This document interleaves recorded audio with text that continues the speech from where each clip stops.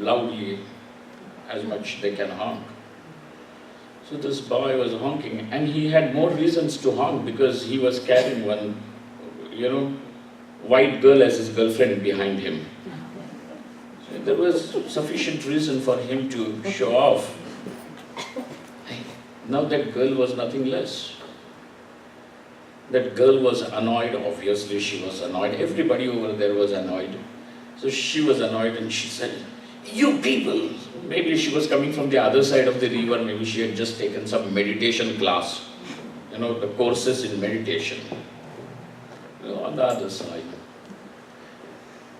And she started screaming and saying, "You people, you need to do meditation." And I don't know why she was shouting at me. I was not blocking the road. "You need to do meditation." I said, and she's not wrong. Yes, you're correct. As a Mahatma, I should be doing meditation. What am I doing on the bridge?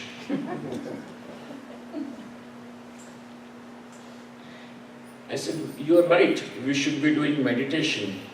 We need meditation, but you need medication.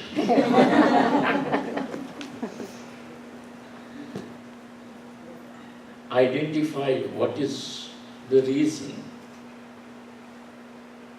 Find out.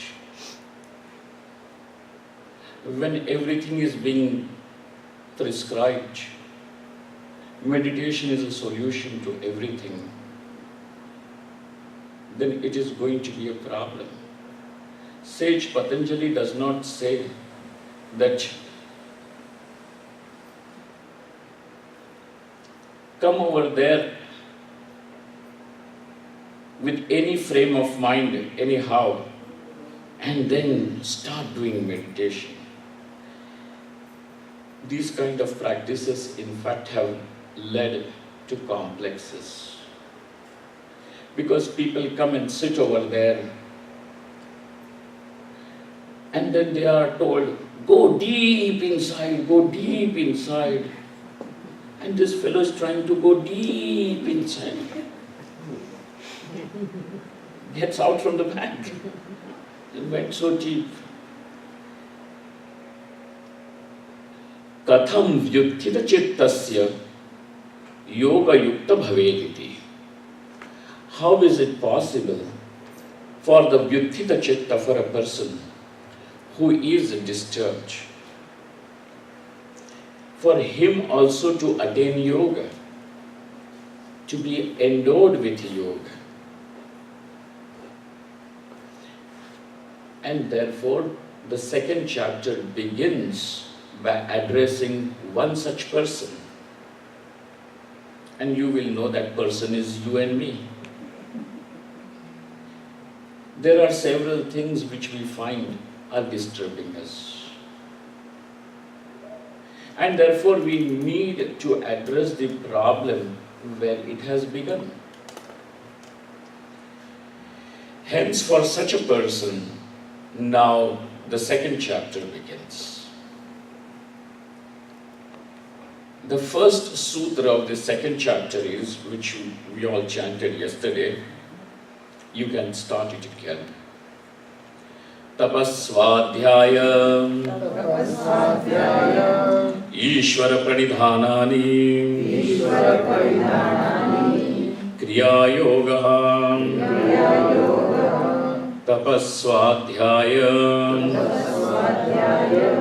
Ishvara pranidhanani Kriya yoga. He says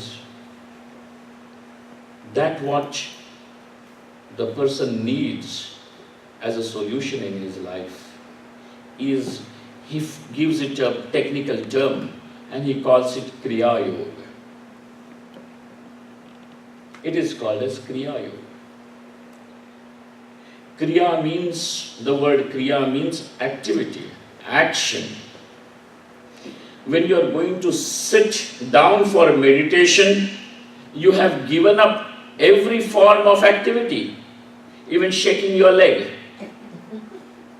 Some people sit in meditation and shake their knees.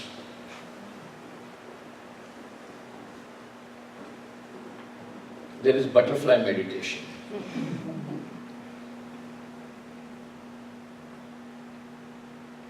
Kriya Yoga, the action and activity is involved. And this is because each one of us is caught up in the cyclone of activities. And therefore you will have to begin from where you are. You cannot begin your journey from somewhere where you are not. When someone is going to ask you directions how to reach the temple,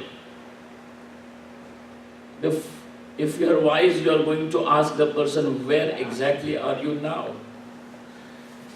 And only then it's possible to give him directions.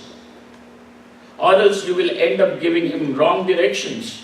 Wherever he has to turn right, you will be telling him left. So your journey will begin only from where you are standing. And we all know that we are caught up in activities, various actions, sometimes wanted, sometimes unwanted. And therefore, Kriya Yoga. What would make and transform the mundane activity into yoga so that it becomes Kriya Yoga? Because here, when a person thus follows the Kriya Yoga, then he qualifies for the main principal meaning of the word yoga, which is samadhi. Yoga means samadhi, but the word yoga also means having a mind which is collected, not scattered, a clean, clear, and collected mind.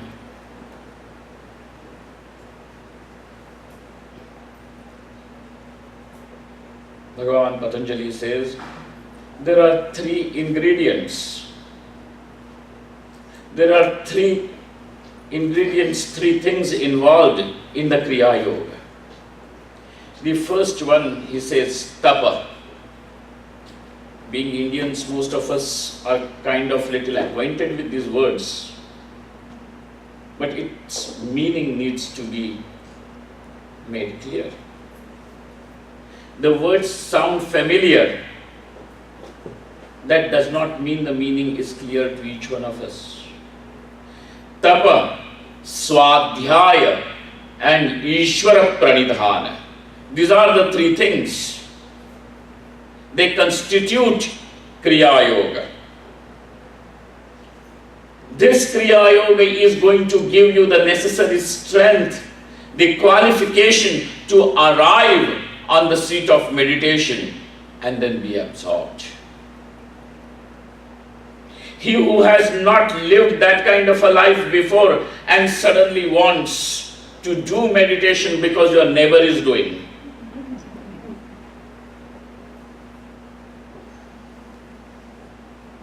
then you are simply in competition. And you have had competition everywhere, with a car, with clothes, with money, and now you want to continue the competition spiritually. Who is more spiritually, who is advanced spiritually, more advanced? Actually, I have heard this kind of conversation between people. I have realized, have you not realized yet?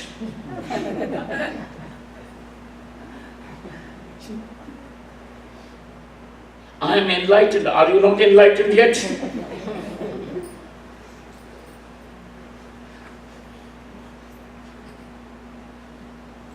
Self-proclaimed enlightenment.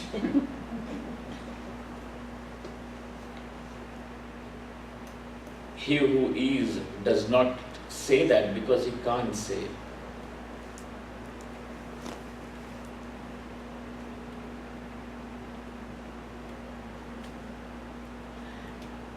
And please remember, even an ordinary person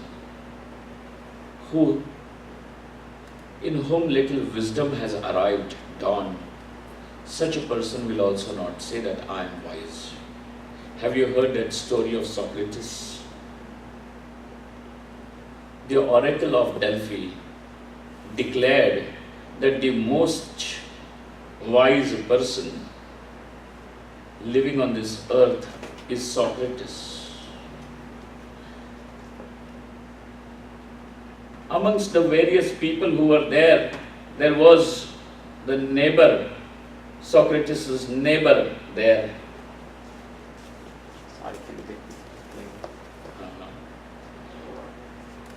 You need to remove it from here. Sorry.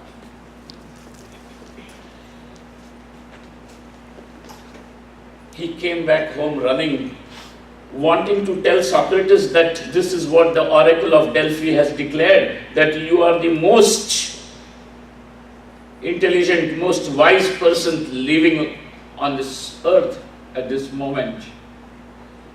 He comes to Socrates and says that this is what has happened. Socrates says, go back and tell the oracle of Delphi. I would have believed her before, not now.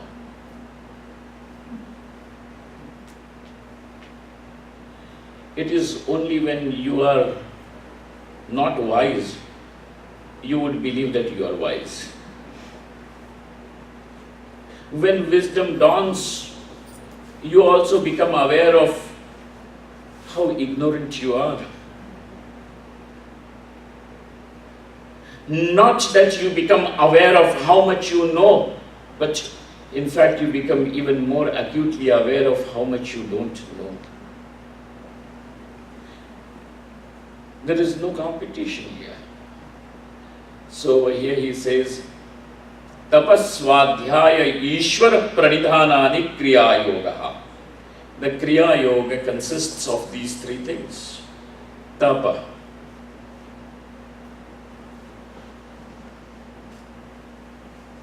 The word tapa means, the verbal root comes from tap, which means to apply heat, to be heated. When you put a vessel on the fire, it is heated. You are applying heat to it. Tapna. That is called as to apply heat, to be heated.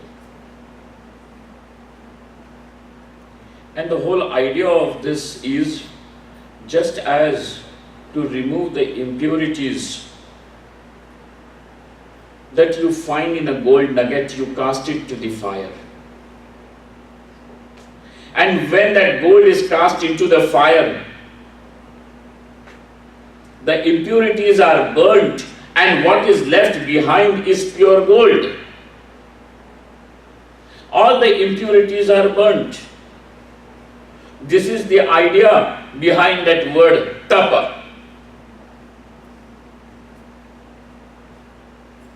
So also in life, we have several circumstances, several occasions which are going to almost roast you, scorch you. And when you are undergoing those, if you understand the principle of tapa, it will become your penance. It will become your tapa, and not simply you feeling victimized. Why am I suffering? Tapa. I'll tell you a very poignant story from Mahabharata. This is a very often quoted story. There was one young ascetic performing his penance somewhere in the forest. He would go only once in a day to the nearby village to collect his alms.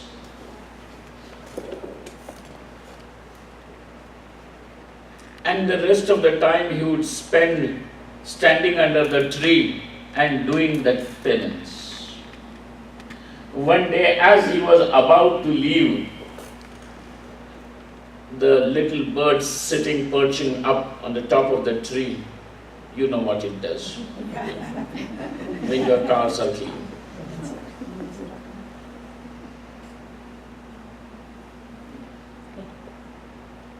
On his head. He is annoyed because he has to take bath and now go. He is already hungry. A hungry person is angry too.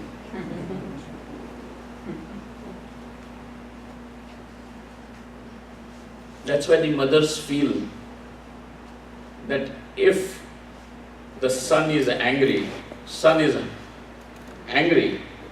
and if he is young, then they are hungry. And if he is grown up and angry, get him married.